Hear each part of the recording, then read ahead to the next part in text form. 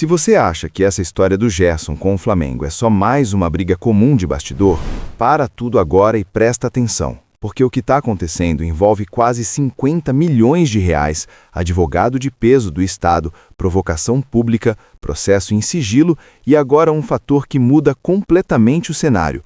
O Cruzeiro comprou a briga de Gerson e entrou para ajudar o jogador juridicamente. Isso aqui não é fofoca, não é achismo, é justiça, contrato, poder e um recado pesado sendo dado pelo Flamengo ao futebol brasileiro. E o que pouca gente está falando é o tamanho real dessa decisão e onde isso pode chegar. O Flamengo entrou oficialmente na justiça para cobrar Gerson. O valor é gigantesco, R$ 42.750.000. Não é multa simbólica, não é ajuste de bastidor, é cobrança integral baseada em cláusula contratual de direitos de imagem. O clube entende que houve rompimento antecipado do acordo quando Gerson deixou o Flamengo para assinar com o Zenit, da Rússia. E agora, com o jogador de volta ao Brasil vestindo a camisa do Cruzeiro, o rubro-negro decidiu agir de forma definitiva. E não é só o valor que chama a atenção. O Flamengo não entrou nesse processo de qualquer maneira. O clube escolheu um nome extremamente forte para conduzir essa ação, Leonardo Espíndola, ex-procurador-geral do Estado do Rio de Janeiro, ex-chefe da Casa Civil, um advogado acostumado a lidar com causas sensíveis, cifras altas e disputas complexas. Foi um dos nomes centrais no programa de austeridade do Rio em meio à crise fiscal de 2016.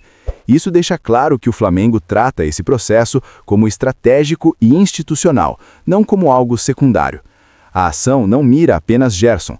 O processo também inclui a FGM Esportes, empresa que gerencia a carreira do jogador e pertence a Marcão, pai de Gerson. Ou seja, o Flamengo está cobrando não só o atleta, mas também quem participou diretamente da gestão do contrato e das decisões que levaram à saída do clube. O processo corre sob sigilo na Justiça do Rio de Janeiro, o que aumenta ainda mais o peso dessa disputa. Esse movimento não surgiu agora. Desde a saída de Gerson para o Zenit, o Flamengo já discutia internamente a possibilidade de entrar na Justiça. A diretoria sempre teve consciência de que existia um ponto sensível no contrato de direitos de imagem. O que mudou foi o contexto. O retorno do jogador ao futebol brasileiro foi o estopim definitivo para que o clube decidisse avançar. Aqui entra um detalhe importante que muita gente ignora. O dinheiro que o Cruzeiro pagou ao Zenit não tem qualquer relação direta com o valor cobrado pelo Flamengo. O Cruzeiro aceitou pagar 30 milhões de euros, cerca de 189 milhões de reais, sendo 26 milhões fixos e 4 milhões condicionados a metas. Esse valor vai integralmente para o Zenit. O Flamengo não recebe nada dessa operação.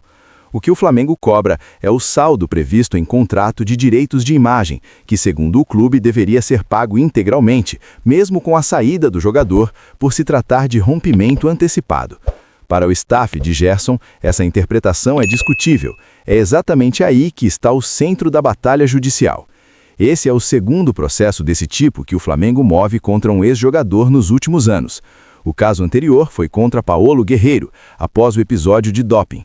Naquela ocasião, o clube tentou cobrar pouco mais de R$ 1 milhão e acabou derrotado na justiça.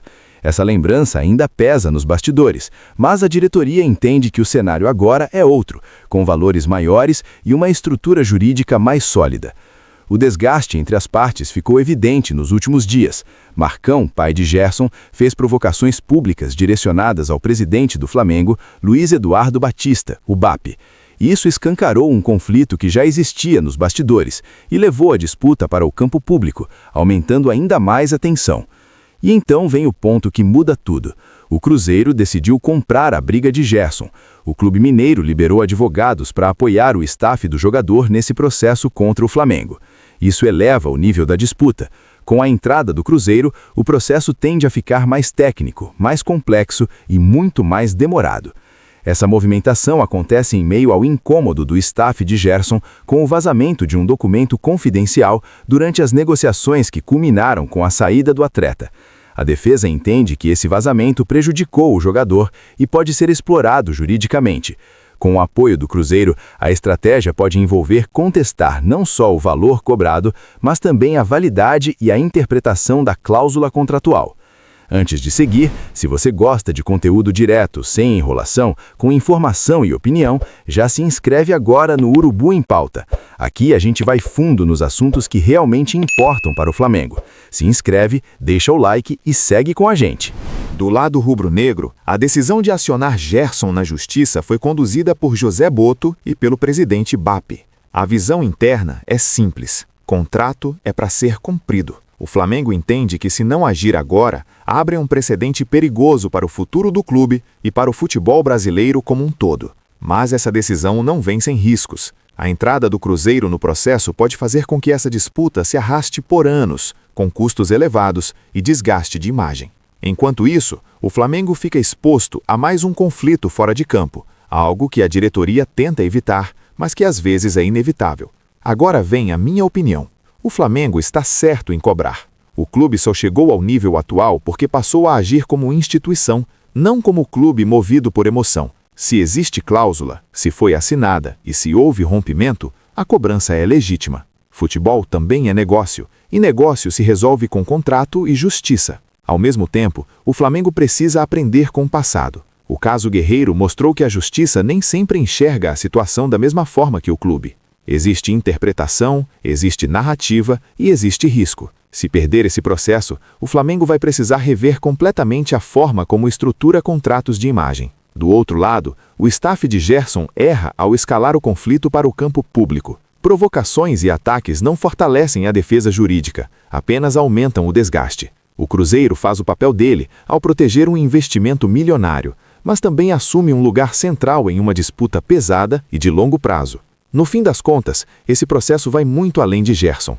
Ele manda um recado claro para jogadores, empresários e clubes. O Flamengo não vai mais aceitar rompimentos contratuais sem reação. Se vencer, fortalece sua posição institucional. Se perder, terá que se reinventar juridicamente. Essa história está longe de acabar. O processo corre em sigilo, mas os efeitos já são públicos. Relações rompidas, bastidores em ebulição e uma disputa que promete render muitos capítulos. E agora eu quero saber de você. Comenta aqui embaixo o que você acha dessa briga.